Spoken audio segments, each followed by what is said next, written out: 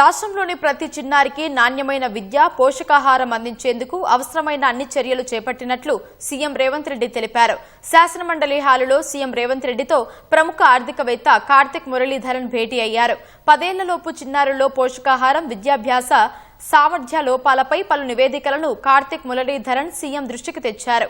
చిన్న వయసులో పోషకాహారం లోపంతో భవిష్యత్తులో తలెత్తే ఆరోగ్య సమస్యలు, ప్రాథమిక స్థాయిలో సరైన బోధన లభించకపోతే విద్యార్థి పడే మానసిక వేదనను అధిగమించేందుకు తీసుకోవాల్సిన అంశాలను సీఎంకు సూచించారు.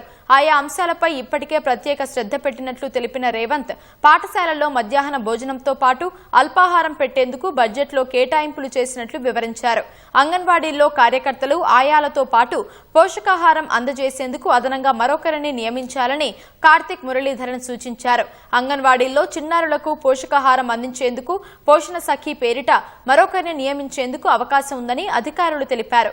కార్తిక్ మురళీధరన్ సూచించే అంశాలను కోర్ అర్బన్లోని 29 స్కూల్ కాంప్లెక్స్ల పరిధిలో ప్రయోగాత్మకంగా అమలు చేసేందుకు ఉన్న అవకాశాలను పరిశీలించాలని అధికారులకి సీఎం సూచించారు.